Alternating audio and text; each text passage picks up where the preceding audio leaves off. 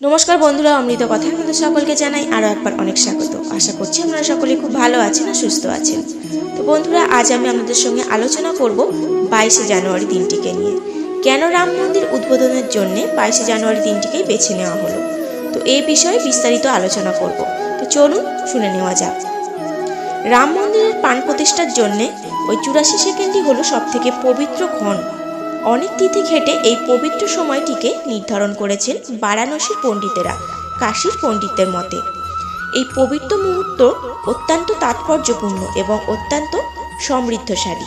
22 জানুয়ারি দিনটি কেন বেছে নেওয়া হলো রাম মন্দির উদ্বোধনের জন্য? এই দিনটির বিশেষ কি তাৎপর্য রয়েছে জানেন বিস্তারিত। রামলালার আবরণমুক্ত ছবি ইতিমধ্যে দেশবাসী দেখে ফেলেছে। কৃষ্ণবর্ণের রামের বাল্যকায়ের অপূর্ব এই মূর্তি তৈরি করেছেন মহীশূরের ভাস্কর্য অরুণ যোগীরাজ। বিক্রয়ের ঠোঁটে সুমিষ্ট হাসির ছোঁয়া। 22 জানুয়ারি রাম মন্দিরের উদ্বোধন, তার আগে সাজো সাজো রথ অযোধ্যায়। শেষ মুহূর্তের কিছু ফিনিশিং টাচ দেওয়া বাকি। রাম মন্দির ঘিরে দেশ জুড়ে রাম ভক্তদের মধ্যে বিপুল উত্তেজনা। 22 জানুয়ারি রামলালার অভিষেক, রামলালার প্রাণ প্রতিষ্ঠার মহেন্দ্রক্ষণ। 84 সেকেন্ড শুভ মুহূর্তে সিংহাসনে প্রাণ প্রতিষ্ঠা হবে নতুন রামলালার মূর্তির। তবে অনেকের মনে প্রশ্ন আসে, কেন এই 84 সেকেন্ড সময়কে শুভ মুহূর্ত হিসাবে বেছে নেওয়া হলো? নেপথ্য কারণ কি? ট্রাস্ট সদস্যদের মতে এই মুহূর্ত শুরু হবে 22 জানুয়ারি বেলা 12টা বেজে 29 মিনিট 8 সেকেন্ডে। 12টা বেজে 20 মিনিট 32 সেকেন্ড পর্যন্ত এই মুহূর্ত স্থায়ী হবে। রামলালার প্রাণ প্রতিষ্ঠার পর হবে মহাপুজো ও মহা আরতি। হিন্দু ক্যালেন্ডার অনুসারে 22 জানুয়ারি পৌষ মাসের শুক্লা পক্ষের দ্বাদশী তিথি। নক্ষত্র মৃগশিরা ও যোগ ব্রহ্মযোগ। সকাল 8টা 47 মিনিট পর্যন্ত। এরপর ইন্দ্রযোগ হবে। জ্যোতিষীদের মতে 22 জানুয়ারি কুর্ম দ্বাদশী। এই দ্বাদশী তিথিটি ভগবান বিষ্ণুকে উৎসর্গ করা হয়েছে।